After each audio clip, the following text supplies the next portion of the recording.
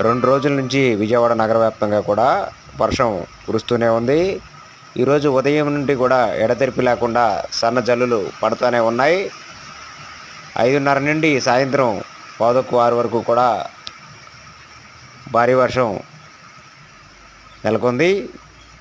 అయితే 2 రోజుల నుంచి కురుస్తున్న వర్షాలతో సాధారణ జనజీవనానికి, సామాన్య మానవులకి తీవ్ర ఇక్కట్లు ఎదురయ్యాయనే చెప్పవచ్చు.